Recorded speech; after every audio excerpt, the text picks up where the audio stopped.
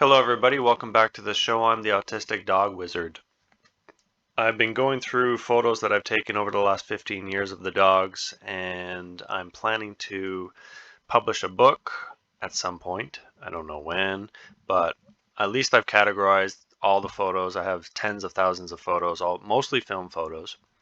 And so I thought I had an idea of using my channel to post slideshows of my favorite photos, and I've categorized them into different poses. I have single dog portraits, multiple dog portraits, pack portraits, and I categorize because I have so many pack portraits into different scenarios. So for example, this is the on the stairs slideshow, which means all the dogs there has to be a picture of stairs in this slideshow. And you'll notice that I've also done another one with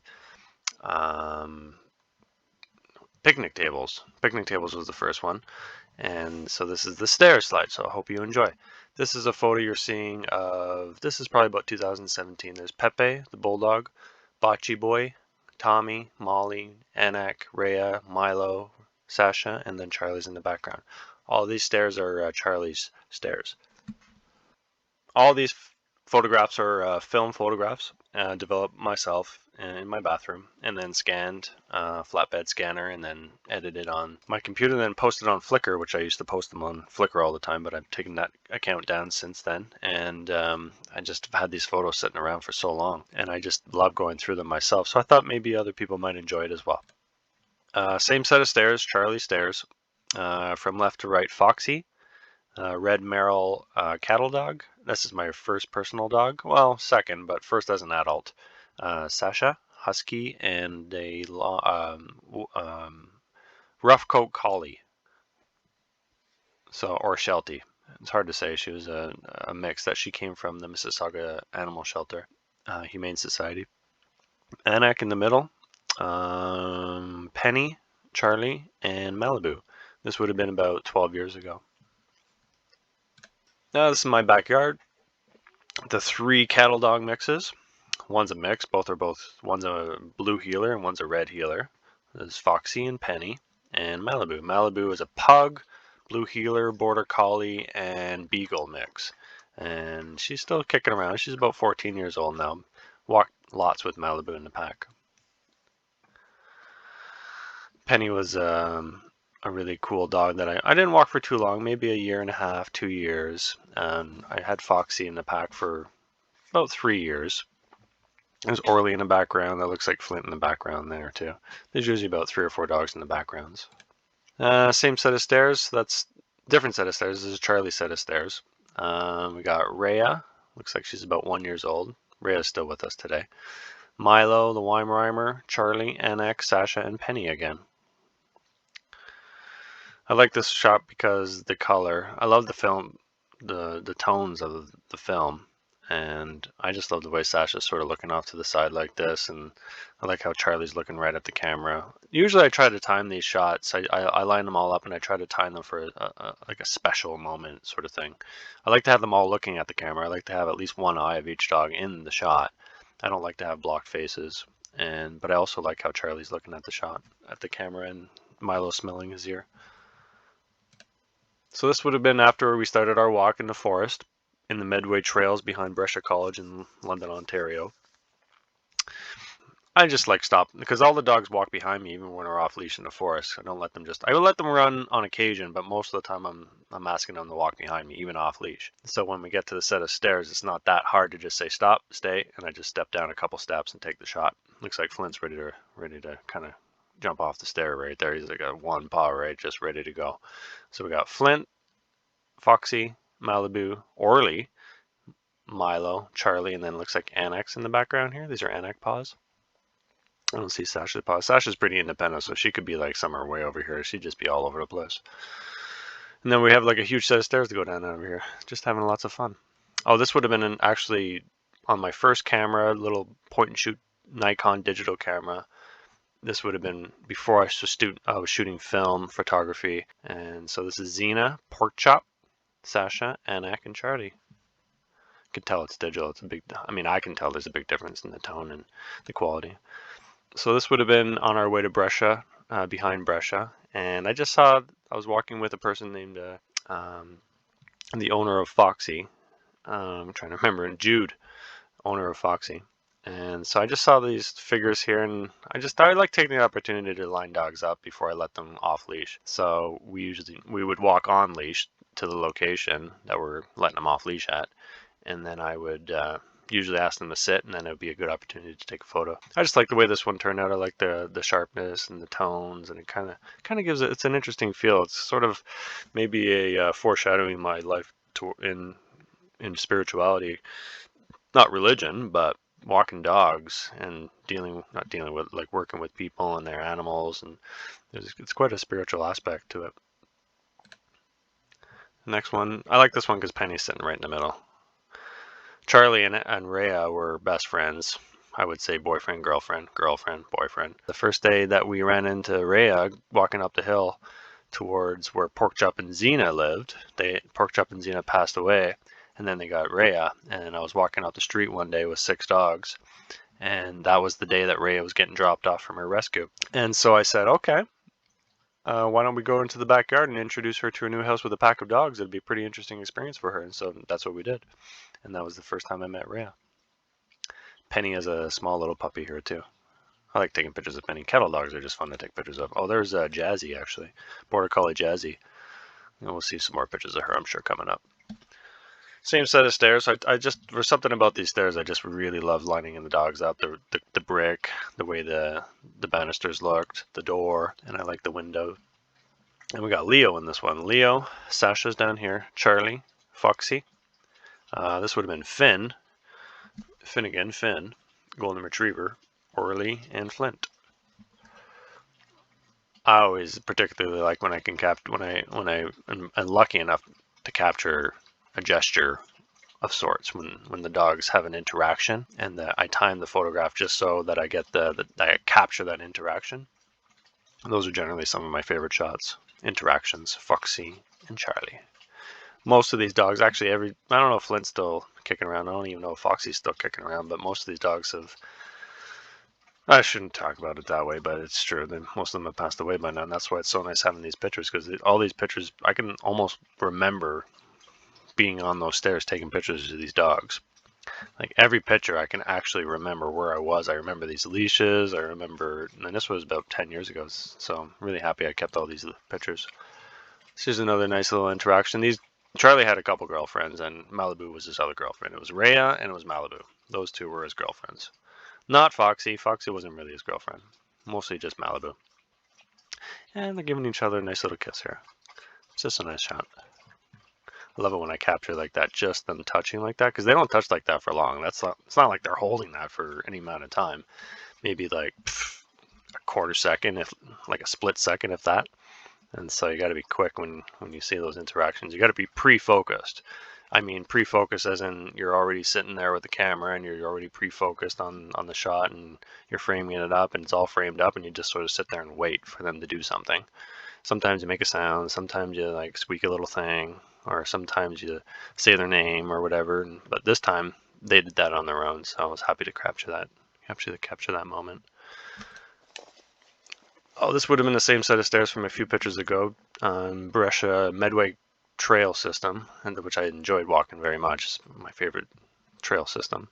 This would have been when Rhea was less than 1, so she was about, looks like 10 months there, 7 or 8 months, 10 months. Looks pretty young. And Foxy came with us every day, so she's in a lot of the photos. Annex, my personal dog back here. And then we got Leo, who I spent a lot of time with too. He was basically my first challenging dog. He was a kind of a growler, and he was okay with me, but he definitely was very territorial at home. One time I actually sent my brother, who already knew him and who knew him well, over to go pick him up. And when he walked into the house, he was like, there was a standoff apparently, and he was showing his teeth until he finally realized who it was. So he was a pretty vicious little guy. I mean, he was the first guy who actually bit me too. Not that I've gotten bitten by too many dogs, but I was a little, frustrated in the moment, but it's a good lesson. And every time a dog bites you, you can always look back and think, okay, what mistake did I make? And so that was a good little lesson right there. Good old Leo, Mr. Cosa Leo. This would have been close to downtown. I always enjoyed looking at this scene. Um, I mean, it's an okay shot. It's not my favorite picture, but I do like the memory of walking downtown and setting them up on this loading dock and taking the picture. So yeah, it's okay. I like this one a lot. There's a couple of that I shot on this particular day. This is Kodak Gold 100. I usually use expired film, so it comes out with the hues of the colors are skewed, or there's more grain, or there's just some defects. There's color shifts sometimes in the film, and generally I can get color film cheaper. This was when film was actually pretty cheap back in 2015, 2016. So I was bulking up on film. I was buying bulk loads of film because it was really, really cheap. Nowadays, if I bought the same amount of film that I bought then, it would be a fortune. So I'm glad I spent the time to find all the good film. Anyway, this was when I felt like that's the funny thing, because I actually felt like I was practicing film photography when I was taking these photos. Like I was preparing myself to be a professional photographer in a way. But now that I look back on it 15 years later, these are actually my favorite photos. So it's kind of funny because I thought I was actually practicing to make like professional photographs, but I'm actually considering using these for book work and trying to get published. It's kind of a funny thing that goes through my mind. Oh, here's Roja. Roja lived right across the street from Charlie because it's Charlie's place. Leo lived right next door to Roja, so there's three dogs in this right across the street and one over. And then Finnegan lived on the street over. So all these guys live in the neighborhood. This is Finnegan, Leo, Roja, Charlie, Sasha, and Anak. This is the same day, actually. This is one of my favorite shots ever, I would have to say. I don't know, I just love the way it turned out. I used the flash and then on these little, like, snowflakes,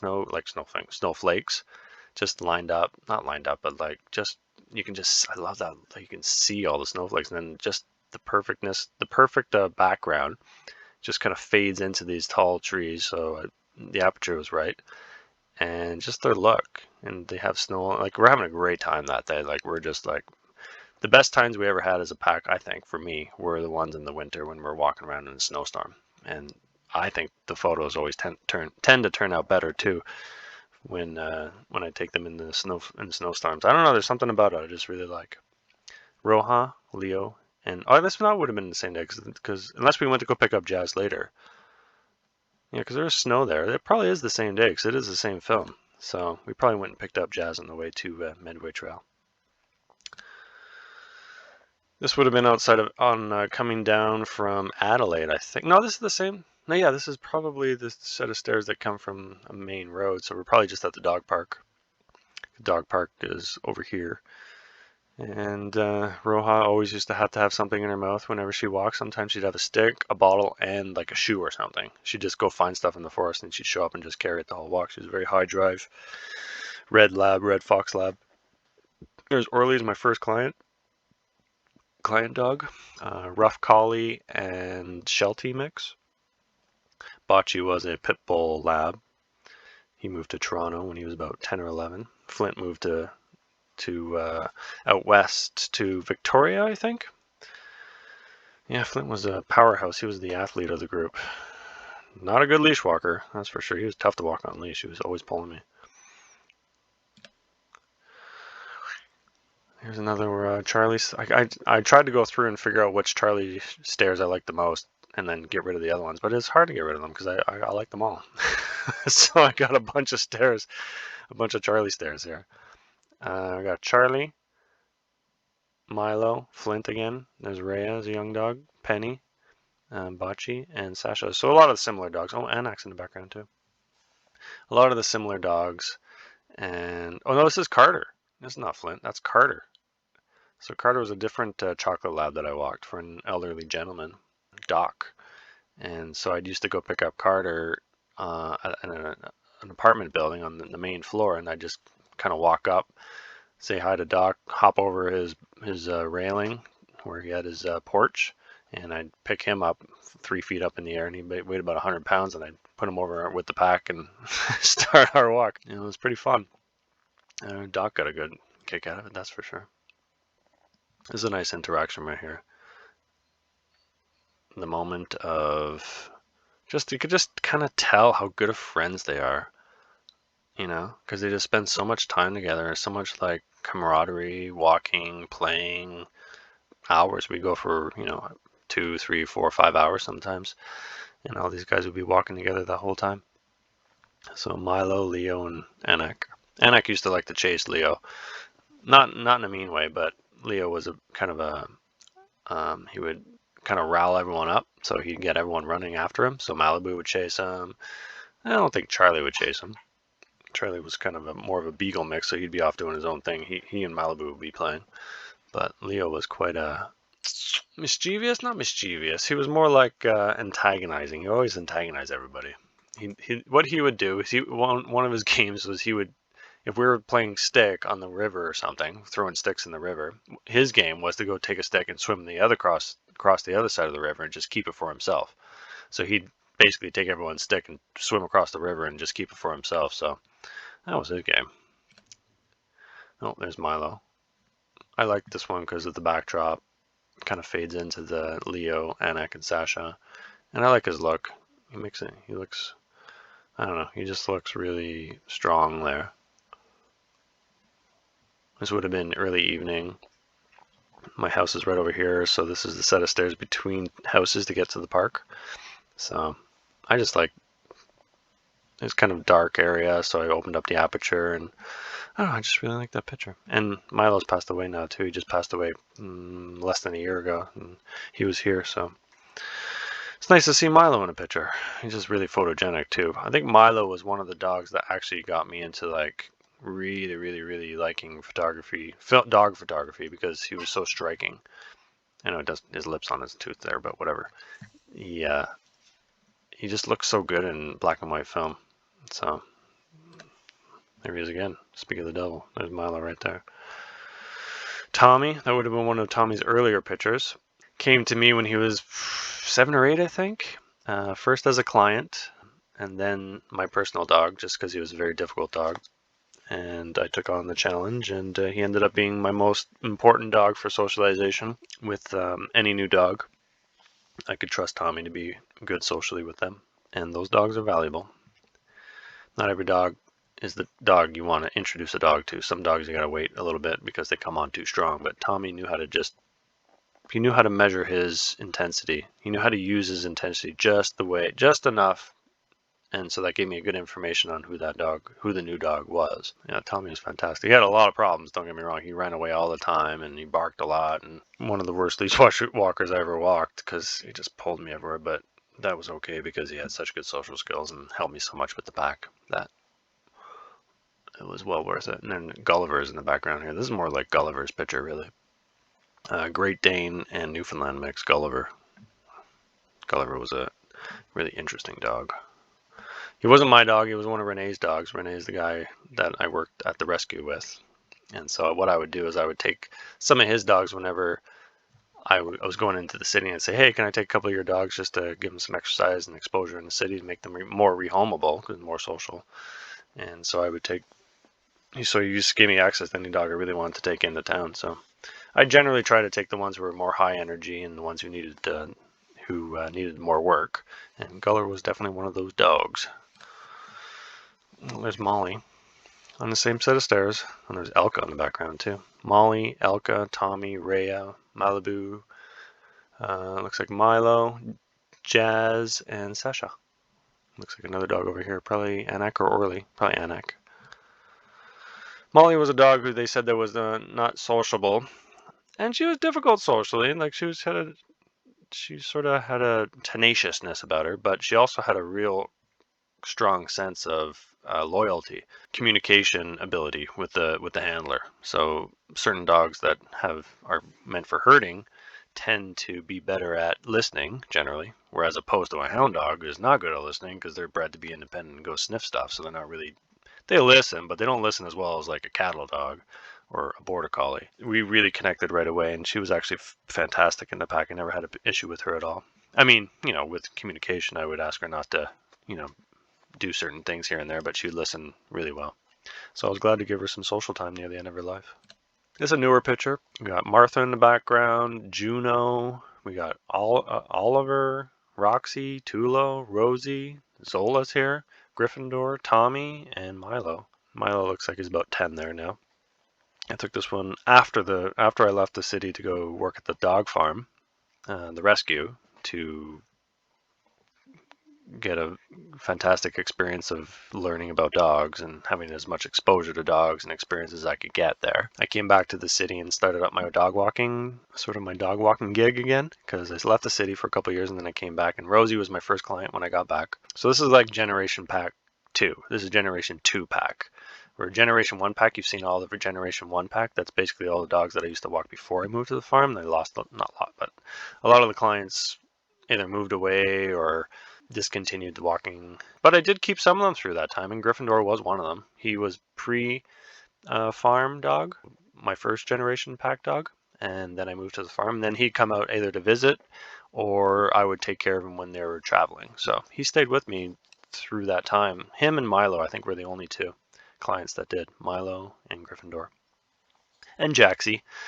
Jaxie stayed with me as well. But I didn't see Jaxie for about 3 years in between. You haven't seen a picture of Jaxie yet, but anyway. Here's Roxy's an unfixed German Shepherd. Here's Rhea, too. Nice. This was a day where I was certainly frustrated. I can tell just by looking at it. I can tell by their expressions too. They're not as happy. Like, look at them. See how they're pulling on the leash like that? They're kind of relaxed back here, but you can kind of see. Because Tommy was a really difficult dog to walk, so...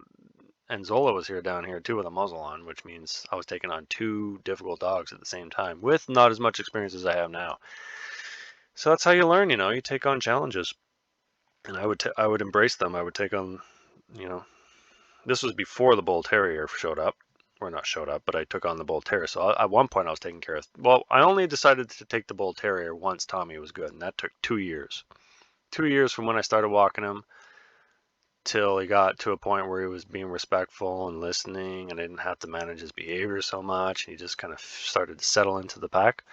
And then I took on the Bull Terrier. But at this time, I was taking on two difficult dogs at the same time, Zola and Tommy. And there's Carter there. Carter was a pretty stable guy, so I used to attach Tommy to Carter. Because Tommy was so hard to walk.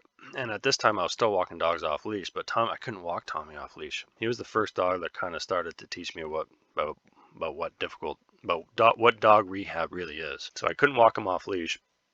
So I would tether Carter to Tommy so that he wouldn't run away. And Carter was just strong and, really eager to stay close to me. So it kind of worked out. So I appreciate that, Carter. Thank you very much. Milo's eyes stand out on this one. This is a good example of why I kind of fell in love with film photography, especially black and white film photography for Milo particularly. I like how he's looking to this way, he's looking that way, and then these guys are kissing over here, and then Sadie's in this picture too. Golden Doodle Sadie. Yeah, one of my first clients. Nice. Loki, standard miniature poodle. Not standard, miniature poodle, purebred miniature poodle. I like that picture of him. It's a nice little lineup here, I think. Bocce. I like this one particularly because Loki's in it. And I don't have too many pictures of Loki, but he's a memorable dog. I only got him as a senior into the pack, but he definitely enjoyed every minute of it. Man, and he came alive in the pack. He was like running and barking and doing all kinds of stuff. Funny thing about him is whenever an ambulance used to go by, or fire truck, anything with sirens, he'd start howling as it went by. I'm pretty sure I got at least one video of him doing that. I kind of miss Loki, to be honest. Oh, here's a good stair shot. This is an older one for sure because Gus is there. Old Gussie boy. Newfoundland Gus. You got Sasha, Anak, Charlie, Orly, Finn, Roja, Leo, Flint, Jazz, and Gus. This would have been a difficult setup. I'm not exactly sure how I would have done this. This looks like it would have been near the end. So we would have had already come down the stairs, done our walkabout for maybe an hour or two this way, and then come back. And then I'm like, all right, I usually try to set up these kind of shots after they've already had some exercise, especially when we're out in public, because people can come by and with their dog and anything. But I was walking them off leash all the time, so we would run into people with their dog, and sometimes I'd socialize, and sometimes I'd just move the pack over and then just kind of walk on. But a lot of times the people interacted with us and always had a good time. Shallow depth of field. These would have been Bocce's stairs. This is a house where I walked 6 or 7 different generations of dogs.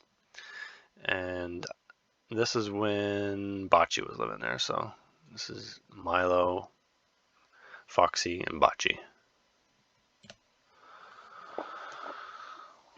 Another Charlie stairs. I like this one because Annex kind of curled in on Charlie. Like, you can kind of see how tight they are and how much they love each other. I like Leo's expression. Everyone's having a good time right here. Oh, this is Chevy. I haven't seen Chevy in any of the pictures. Nice to get Chevy in there. I didn't walk Chevy a whole lot. They moved out of town, but glad I got most of his puppyhood with the pack. So dogs, you know, whenever puppies are with a pack of dogs like this, it creates quite a social experience for them that carries with them the rest of their life. So they always carry that experience of, you know, knowing how to socialize with a bunch of dogs. There's Malibu. This would have been when Malibu first kind of started. Looks like a puppy right there. So Malibu, Orly, Flint, Bocce, Charlie, Leo. Obviously I walk the same guys a lot, but I walk them a lot. And this is my backyard too. Anak and Sasha. I like this picture because Orly and Malibu kind of like gives me the feeling that Orly's taking her under his wing. And I think he did, if my memory serves me correctly. I think she really liked Orly a lot.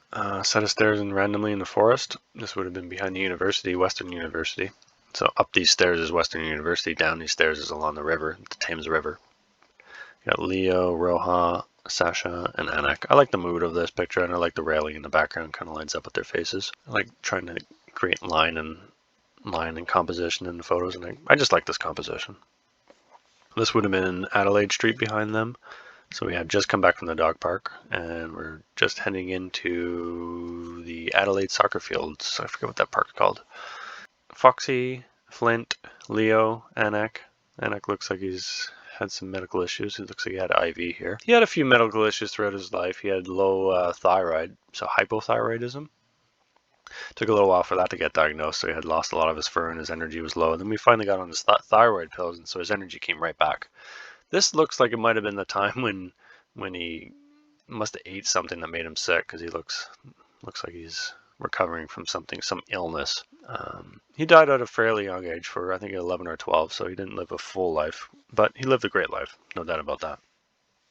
I try to make sure that my philosophy is that I don't feel sad when they die, because I know that I couldn't have done any more for them when they're during the time that they're alive.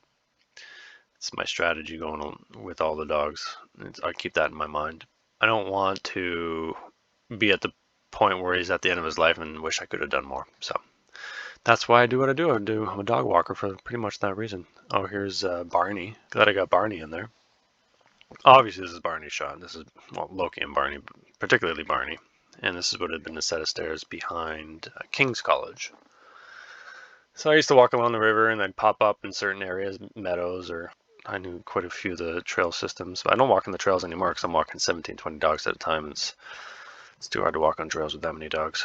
But when it was like 6 to 10, it was a lot more manageable and fun. I still enjoy it, but it was really fun walking off leash. Glad I got Barney in the pack for the last couple years of his life, I would say.